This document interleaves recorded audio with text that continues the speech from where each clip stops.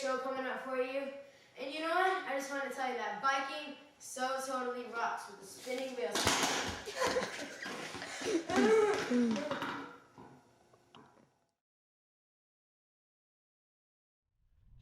I don't remember life really before BMX racing.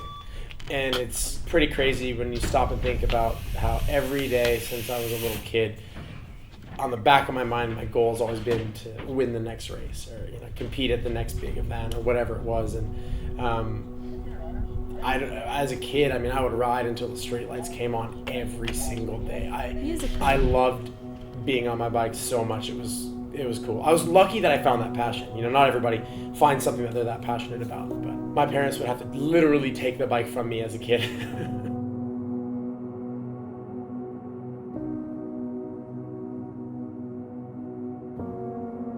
My name is Connor Fields. I am 26 years old from Las Vegas, Nevada, and I'm a BMX racer.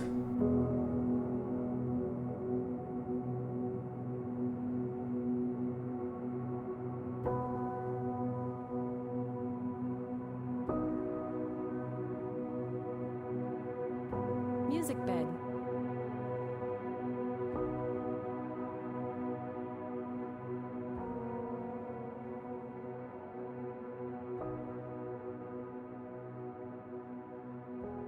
When a lot of people start racing, it's because their parents raced. For me, my dad grew up in England playing rugby, and my mom did figure skating. So BMX, there was no sort of background that would have led me to it. I had a flat tire on my bike. My parents went to the bike shop to get the flat tire fixed, and my mom saw a flyer that was advertising the local BMX track, and she said, little Connor's got so much energy, maybe he'd like to do this. And we went out and watched one weekend, and the moment I laid eyes on it, I just remember I was hooked. So the next week we went out to the track and I was going to try it, and I had my helmet on in the car before we even backed out of the driveway, and I wore it the whole way to the track.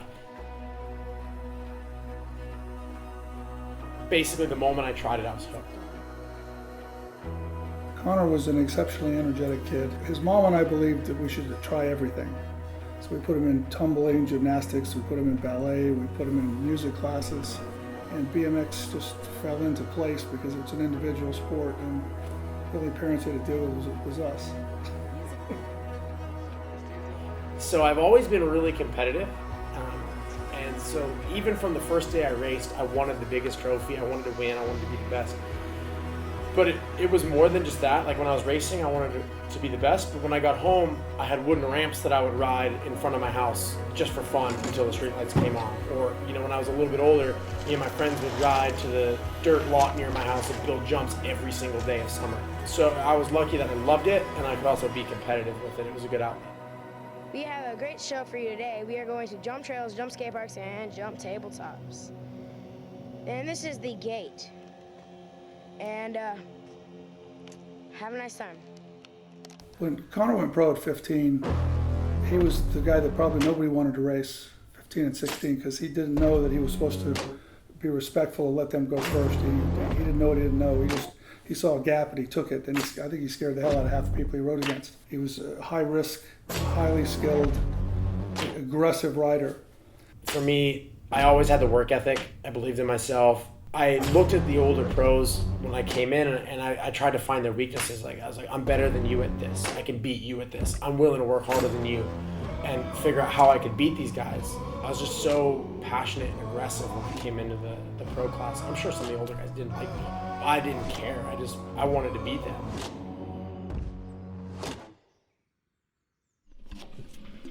My name is Laura Gruninger. I was born in Henderson, Nevada, and I'm Connor's fiance. Connor and I met when we were 16. Saw each other a little bit off and on in high school, but his main focus was BMX at that time. I had known a little bit about BMX from Connor when we were in high school, but I didn't really know the full extent of everything that BMX was and the extent of his goals. As we started dating seriously, I became more intertwined in his day-to-day life, and living together, eventually you really see what goes into being an elite athlete. Just the things even beyond training, the diet, sleeping well, talking to dietitians and Talking to the sports psychologist, there's so many little things that go into making an athlete successful. I had no grasp of that at all. And as I said, you are day in, day out with them. You become invested in their success and in their career.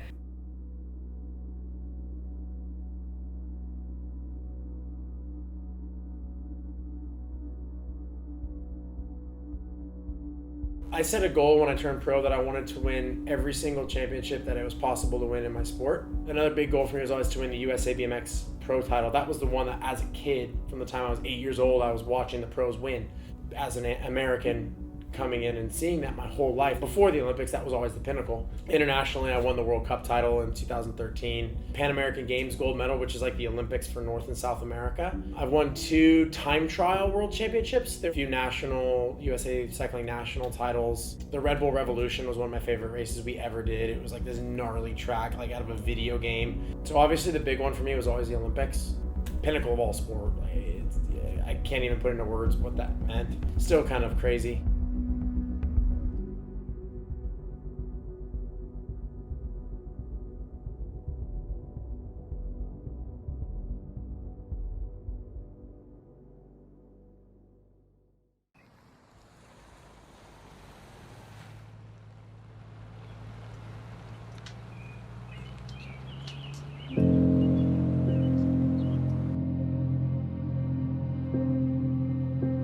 I'm a firm believer that the real work is done well in advance of that race. You know, it's like cramming for a test. If you're sitting there on Monday like thinking, oh, I need to get faster for the race in 4 days, probably not going to happen. You know, the preparation's been done for months and months leading up to that event. When you're racing, 16, 18 races a year all over the world, you can't be kind of at 100% the whole year. You've kind of got to pick a couple of targets and a couple of times during the year that you really want to be at your best, or I guess the word could be peak. You need to be good in the bike first and foremost. It doesn't matter how much you can squat in the gym. It doesn't matter how fast you can pedal in a straight line. If you're not feeling comfortable on the bike and you're not riding the track well, none of that other stuff matters. There's plenty of guys that can pedal a bike fast, but there's not many guys that can do that and ride the bike well. So for me, priority number 1 has always been to be a good bike rider. And then everything else kind of builds around that. In the gym, it's all, explosive power, strength, balance. And then on top of that, you need to be fit, because we'll race 8 times in a day, sometimes with 15 minutes in between. It's exhausting. So you have to work on that fitness, but it's a different kind of fitness as opposed to, riding a road bike for 3 hours. It's like getting your heart rate max and then getting it straight back down as quickly as you can to do it again. And then there's always little bits and pieces, maybe you're tweaking parts, you're tweaking your bike setup, trying to find, maybe this gear ratio is a bit better, maybe this bike setup is a little bit more comfortable, things like that. But for me, I've always been a believer in, people look for the 1%, I'd rather focus on the 99% and get the 99% right, rather than get the 1% right, but maybe be missing on the 99%. And if you feel like you have the 99% done, maybe then you go work to the 1%, but I've never felt like I'm 99% perfect. There's always things that I feel like I could improve.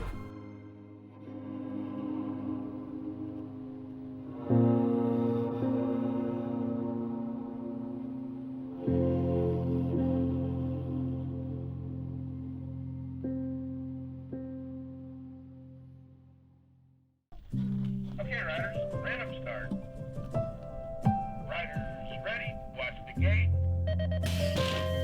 I've always had a passion for coaching and helping others. I've coached, individuals for a couple of years here from Las Vegas. I coached an amateur to the #1 amateur title, coached a girl to the #1 girl title here, as well as I just love going to local tracks and helping beginners. Like, there's nothing, that's more fun than seeing that penny drop, the light bulb go off and the kid learns how to balance in the gate for the first time, or the girl gets her wheels off the ground for the first time. It's super fun to do that. It's really rewarding. It kind of brings you back to the pure love of BMX, no drama with the other riders or sponsors or bad races or pressure or this, that. It's like the pure love of what you're doing it for. And I've always loved doing that, and talking to kids, and any chance I get, if I see a kid at the races crying because he had a bad race, and going over to him and saying, hey man, it's all good, there's another race tomorrow, you'll be okay, keep punching, and just knowing that even though it's 2 minutes of my day, could completely change them and their outlook on the sport. And I do feel a little bit of a responsibility with my platform to try to do that as much as I can, and just be a good role model, for the future generations and for the sport itself. I embrace that opportunity of being a good role model for the sport. I always try to put my best foot forward, whether it's in BMX or specifically outside of BMX, and make people think, when they think BMX racers, they think nice people, fun people to be around, a cool sport. That's what I want them to think about. Because a lot of people that don't know anything about action sports, not just BMX, any action sports, they have no idea what it's really like. They think, it's a bunch of dudes partying who don't practice, don't care, that hate the world mentality, but that's not it at all. There's people like that in action sports, there's people like that in football. I try to put action sports and BMX racing in a positive light whenever I get a chance.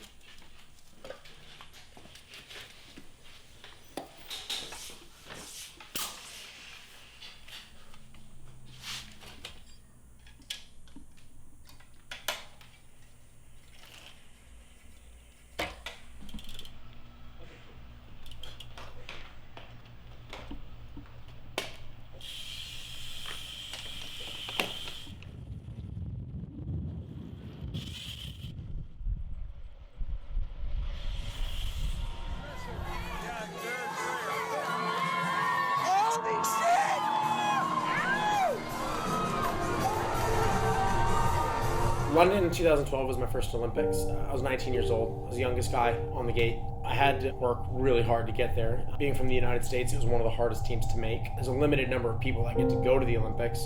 So for the US, we only had a 3-man team. I was basically coming back from an injury. I had hurt my knee in 2010 at the end of the year. I had the first 6 months of 2011 where I wasn't racing. I had knee surgery. So I had 12 months to earn my spot onto this team. And I went from, at the start of that series, or at the start of that year, I couldn't make a final at the World Cup. I won my first World Cup. I backed it up. I won another one. And then I won the Olympic trials. So all momentum was rolling in my direction leading into London. I was world ranked number 2, winning a bunch of races, and everything seemed to be clicking and kind of moving in the right direction. And then even at the Olympics, I won my motos, I won my semifinal, I was the number 1 seed in the final, the perfect position to finish the job. In hindsight, I was 19. I'd never won a major championship before at this point. I didn't really know how to process being in that position. And I got ahead of myself. In hindsight, I remember talking to my coach right before. I was like, I'm going to win. Rather than thinking, nail the start, drive down the hill, be smooth on the jump. One step at a time. You do all those pieces right, then you do win. I was sitting there I'm going to win. And then boom, just off ever so slightly on the start. Guy next to me runs right into me out of the gate. Both of us spat out the back, 7th place. And then at one moment, it was all over. I had no experience of knowing what that felt like, because everything had always been just trending up to that point. Everything was I don't want to say coming easy, I was working really hard, but I was taking goal after goal after goal after goal, and then boom, it didn't click. And it's over. And there's not another one next weekend, or even next year. I have to wait 4 more years to try again. And that was gnarly. I was in pretty, I'd say a deep depression for a few months, I didn't really know how to process it. It took me a long time. I couldn't admit that I missed that start. I was blaming it on other things and whatever. And it took a while, maybe a year or 2, to take the self-ownership. That was on me. I got ahead of myself. I didn't stay focused. I didn't stick to the process that got me to this point. And it wasn't until you're sitting at the finish line and the 3 guys who got medals are going nuts, celebrating, and you're sitting there and you're just oh, it's over. And then you walk back, you get undressed, and then you leave. It's very empty feeling, and it's a really gnarly bet, because there's 32 guys at the Olympics. It's a pretty big gamble. 3 out of the 32 guys go home satisfied and happy. When it's all over and it's almost like a dream, kind of. It doesn't feel like it's over. You're no, I'll wake up and I'll get to go again.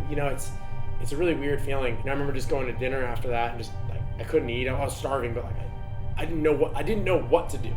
Because your whole life up until that moment for the last 4 or 5 years was all leading up to that one moment. And that was done.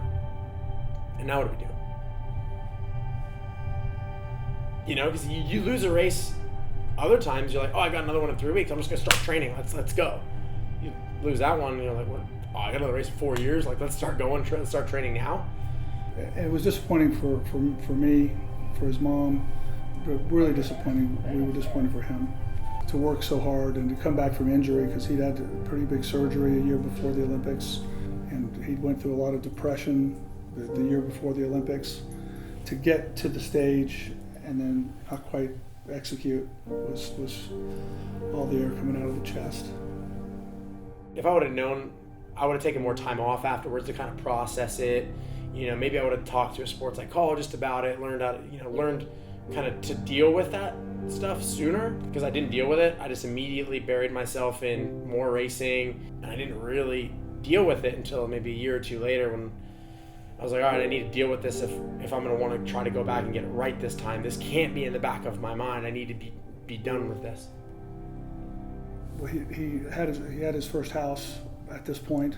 He went and bought a big photograph of the city of Rio, which he told me was to remind him to be focused every day on what his objective was. So there was this methodical, intense, long-term vision and planning that seemed to go into gear pretty much right after he got home.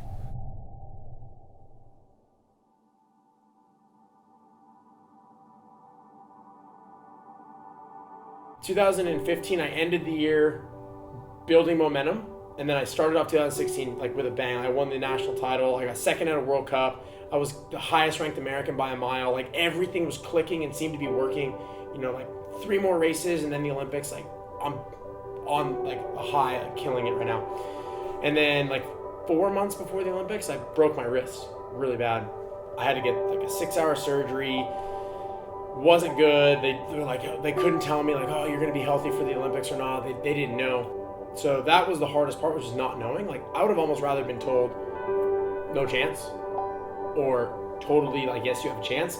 It was like, we're going to get x-rays every 2 weeks and we're going to find out. From my perspective, it was really scary to be asking your adult son, you know, is it worth running the risk if you haven't fused your wrist together, if you go down, to be in the Olympics a second time?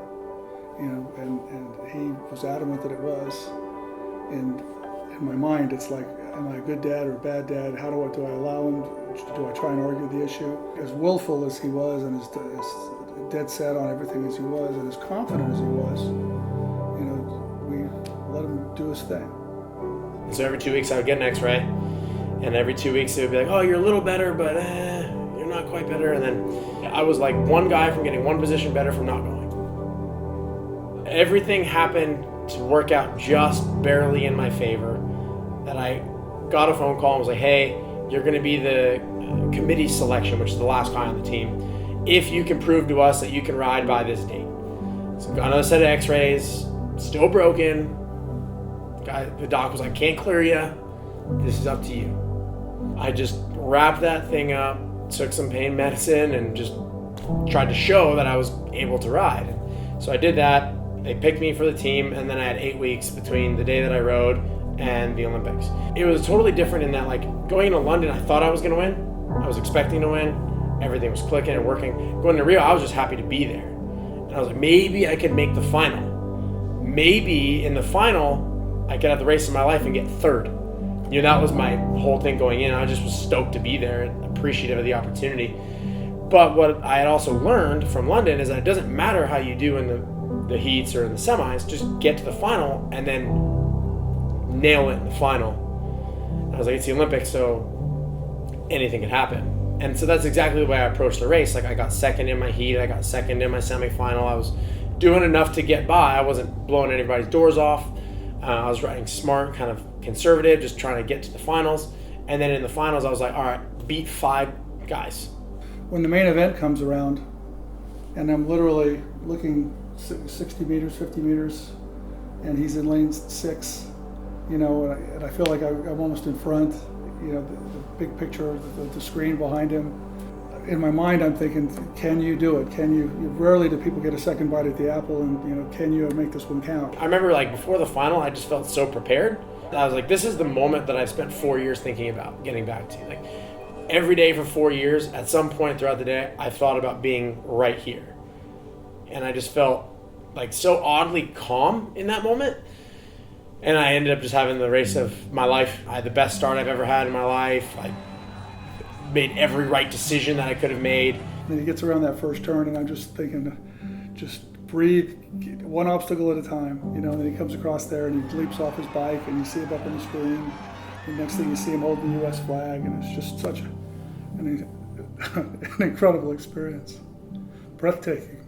Across the finish line, and it was just so many emotions. It was excitement, relief, I'd conquered the demon within me. I was thankful for all the people around me that helped me get here. There's so many different things I was feeling at one time that I just went nuts. And I jumped off my bike and I went straight to the group of people that helped me get to that point and just celebrated with them. And for me, it was almost the ultimate way to say thank you to all the people in my life, my parents, my coaches, my grandparents. All of the years of you guys driving me to the track or supporting me or whatever it was, we did it. It's everything you've been through, everything you've done suddenly has a meaning. And to achieve that, it's just wow. There's a photo of me as I'm crossing the finish line. I think the biggest emotion you can see is shock. Because 4 months ago I was on an operating table. 2 months ago I was watching the World Championships with a piece of paper in front of me with all the point scenarios of this guy has to get here, this guy has to get here. Almost not making it. Being told, hey, you need to prove to us that you can ride before we can put you on this team. All those things that went through, the doctor had to put extra metal in my wrist to stabilize it, and I could move it this much during the race. They had to go in after and remove it so I could move my wrist properly. I was not set up to be successful.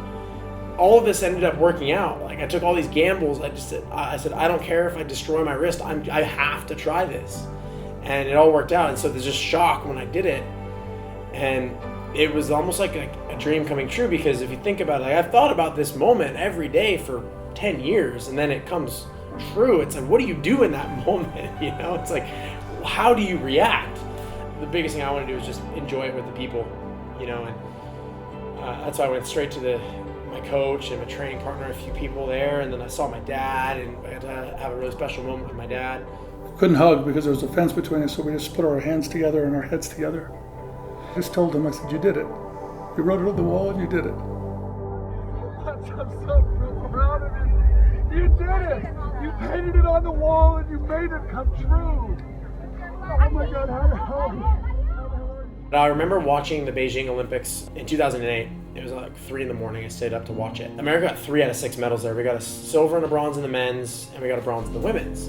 And right then and there, I was like, I have to do this. I need to go do this. So I went down into my parents' garage. I came home from work one day, and he had taken a Sharpie and written on the garage wall. I grabbed a Sharpie and I wrote on my parents' wall, I will one day win the Olympics.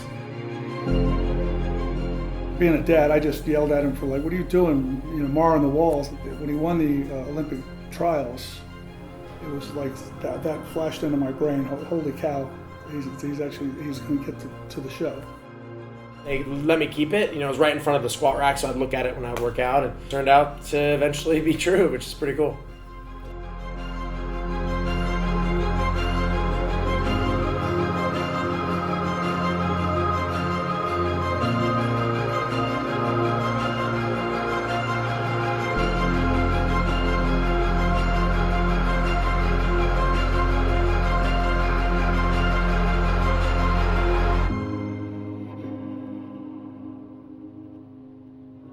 It sort of was going through my mind holy cow, it's all worth it.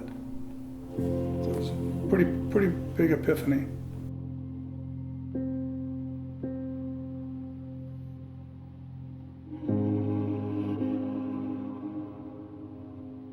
There's so many parents that give up so much for their kids, to be one of the lucky ones that it worked out, it's pretty special.